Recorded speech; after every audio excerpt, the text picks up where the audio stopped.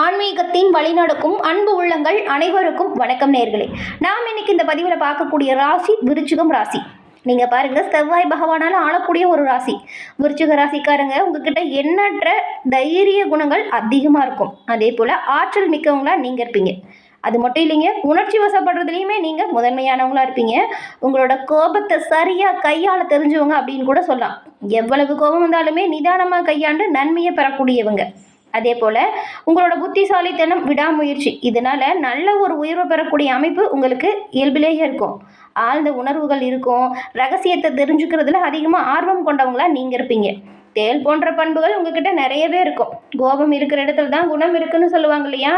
அதுக்கு ஒரு சிறந்த உதாரணம் விருச்சிகம் ராசி அன்பர்கள் நீங்கள்.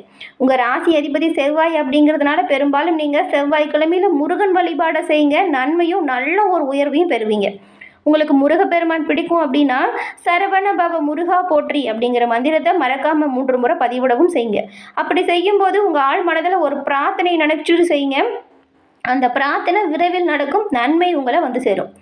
அதே போல் உங்கள் சுய ஜாதக கணிப்பை நீங்கள் எளிய முறையில் தெரிஞ்சுக்க விரும்புனா டிஸ்கிரிப்ஷனில் பாருங்கள், ஜோதிடரோட நம்பர் கொடுத்துருக்கோம்.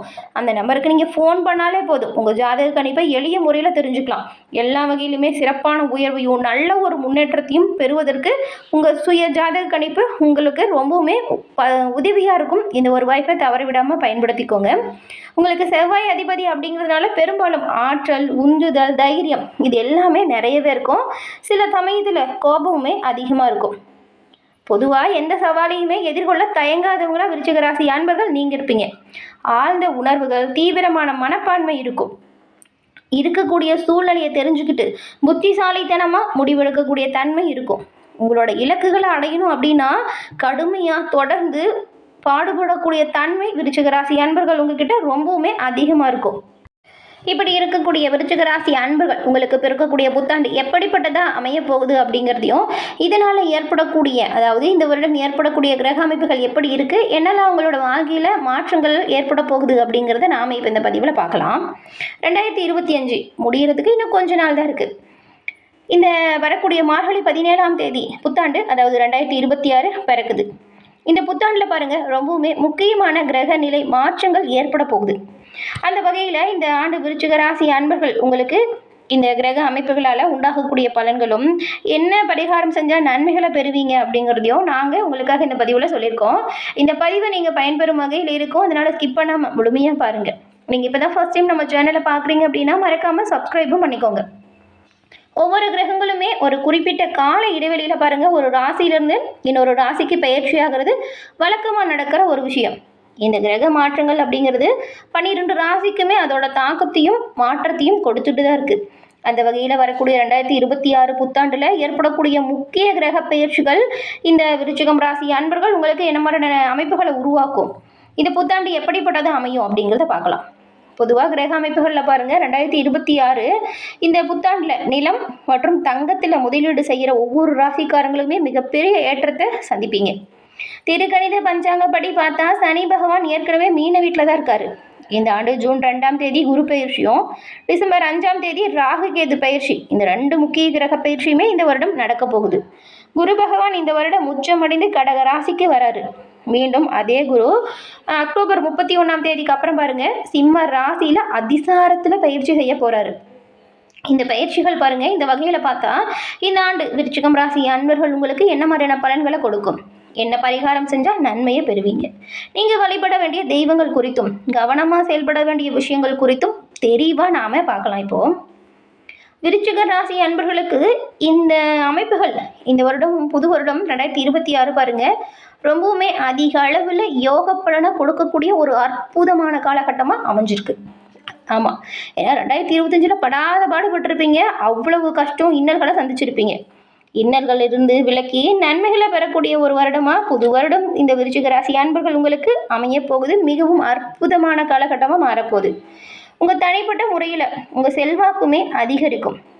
இப்போது கடந்த காலத்தில் இழுப்பறியாக இருந்த நிலைமை வரக்கூடிய காலகட்டத்தில் படிப்படியாக மாறும். தடைகள் கொஞ்சம் வரதான் செய்யும், ஆனால் அந்த தடைகளுமே சாமர்த்தியமாக உடைத்தெறியக்கூடிய ஆற்றல் உங்களுக்கு அதிகமாக இருக்கும். மன அழுத்தம் தொடர்பான விஷயத்தில் மட்டும் கொஞ்சம் கவனமாக இருங்க. பூர்வ புண்ணிய பலம் இப்போ கிடைக்கிறதுனால குடும்பத்திலையுமே அடுத்தடுத்து நல்ல நல்ல விஷயங்கள் நடக்கும். விருச்சிக ராசிக்காரங்க பாருங்க, உங்களுக்கு பெரும்பாலும் இந்த வருடம் நல்ல விஷயங்கள் அதிக அளவில் நடக்கும். பெரிய ஒரு ஏற்றத்தை சந்திக்க போறீங்க. எதிரிகள் விஷயத்தில் மட்டும் கொஞ்சம் கவனமாக இருக்கணும். ஆரோக்கியத்திலுமே கொஞ்சம் கவனம் செலுத்தணும். எடுத்தமா கௌத்தமான எதையும் செய்யக்கூடாது. வெளி உணவுகளை சாப்பிட்றத குறைச்சிக்கோங்க. பாரம்பரிய உணவுகளை பெரும்பாலும் எடுத்துக்க பாருங்க. இது உடல் ஆரோக்கியத்தை சீராக வச்சுக்கும். அப்புறம் உங்களுக்கு வரக்கூடிய பிரச்சனைகளை கண்டு தயங்காமல் தள்ளி போடாமல் உடனுக்குடன் பிரச்சனைகளை கையாண்டு அதற்கான சரியான தீர்வு படக்கூடிய அமைப்பு இப்போ இருக்குது. பழைய விஷயத்தில் இருந்த பின்னடைவுமே நீங்கும். புது விஷயத்தில் தடை தாமதம் வரும். அதை உட தெரியக்கூடிய ஆற்றல், தன்னம்பிக்கை, இது எல்லாமே அதிகமாக இப்போ இருக்கும். உங்களோட திறமையான பேச்சு திறமையால் சிறப்பான உயர்வையும் நன்மையும் நீங்கள் கட்டாயம் பெறுவீங்க. அதே போல் பரம்பரை இருக்கக்கூடிய நோய் பாதிப்புகள், ரத்தத்தில் பரவும் தொற்று நோய், இந்த 2 விஷயங்கள்ல உங்களுக்கு ஏற்பட வாய்ப்பு இருக்குது. இது தொடர்பான பாதிப்புகள் வரும். அப்படின்றதுனால நீங்கள் கொஞ்சம் கவனமாக இருங்க. சின்ன உடல்நல கோளாறாக இருந்தாலும் உடனடியாக மருத்துவர் அணுகிறது, செக் பண்ணி பார்த்துக்கிறது நல்லது. அதே போல் வண்டி வாகனத்தில் நீங்கள் போகும் பொழுது எச்சரிக்கையாக கவனமாக இருக்கணும். பெரும்பாலும் இந்த வருடம் ஏற்றங்கள், அனுகூலங்கள், சுபகாரியங்கள், திருமணம், புத்திர பாக்கியம், இந்த நல்ல அமைப்புகள் எல்லாமே கிடைக்கக்கூடிய ஒரு வருடமாக உங்களுக்கு அமைஞ்சிருக்கு. அதனால் நல்ல அமைப்புகள் இருக்கும் பொழுது சில பிரச்சனைகளும் வரும். அதை கவனமாக கையாண்டா நல்லது. புத்திர பாக்கியம், சந்தான விருத்தி, இது எல்லாமே ஏற்படும். ஆடை ஆபரண சேர்க்கையுமே உங்களுக்கு உண்டாகும். சொல்லப்போனால் சில யோகமான அமைப்புகள் உண்டாகுது. தொழில் வியாபாரத்தில் நல்ல ஒரு உயர்வை நீங்கள் பெறக்கூடிய அமைப்பு. அதை சரியாக பயன்படுத்திக்கணும். வரக்கூடிய வாய்ப்புகளில் இருக்கக்கூடிய சரியான விஷயத்தை முறையாக பயன்படுத்திக்கிட்டா நன்மையை நீங்கள் கட்டாயம் பெறுவீங்க. அதே போல் அரசியல்லையுமே நல்ல ஒரு பெயர், நல்ல ஒரு புகழ் உங்களுக்கு ஏற்படும். பெற்றோர், ஆசிரியரோட ஒரு அரவணைப்பு மாணவர்களுக்கு பரிபூரணமாக கிடைக்கும். பெரும்பாலும் எல்லாமே சிறப்பான முன்னேற்றத்தை தான் கொடுக்குது. உடல் ஆரோக்கியத்தில் மட்டும் நீங்கள் கொஞ்சம் கவனம் அதிகமாக செலுத்தணும். தொழில் சார்ந்த விஷயத்தில் கூட இருக்கிறவங்க செய்யக்கூடிய பிரச்சனையில் நீங்கள் தேவையில்லாமல் சிக்கிக்கிறதுக்கு நிறையவே வாய்ப்பு இருக்குது. அதனால் தொழில் ரீதியாக எந்த ஒரு பின்னடைவும் வரக்கூடாது அப்படின்னா கவனமாக செயல்படுங்க. முன்னெச்சரிக்கையாக இருங்க. 3ஆம் நபரோட ஆலோசனை பேரில் எந்த ஒரு விஷயத்தையும் செய்யாதீங்க. அதுவும் இந்த வருடம் நீங்கள் முக்கியமாக பேராசைக்கு இடம் கொடுக்கவே கூடாது. ஏன்னா தொழில் வியாபாரம் நல்லா நடக்குது, அதை பண்ணால் அப்படி வந்துடலாம், இதை பண்ணால் இப்படி வந்துடலான்னு கூட இருக்கிறவங்களே சொல்லுவாங்க.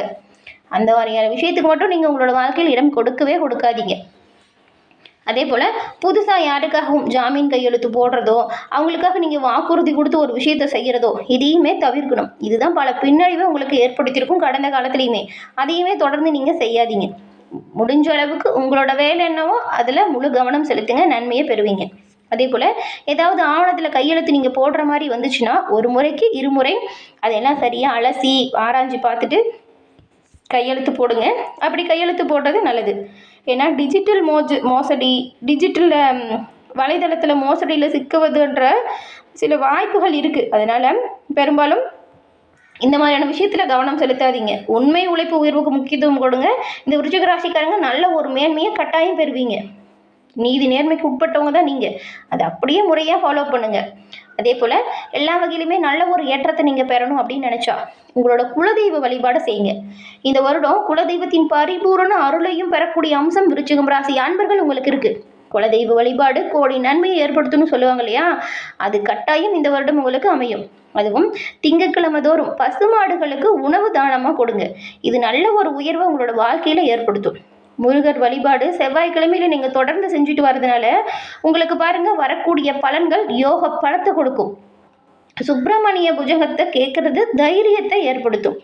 எது வந்தாலும் பார்த்துக்கலாம் அப்படிங்கிற தைரியம் உங்களுக்கு முருகனின் அருளால் ஏற்படும். முடிஞ்ச அளவுக்கு இந்த வருஷம் பாருங்கள் அறுபடை வீடுகளுக்கு போயிட்டு வாங்க.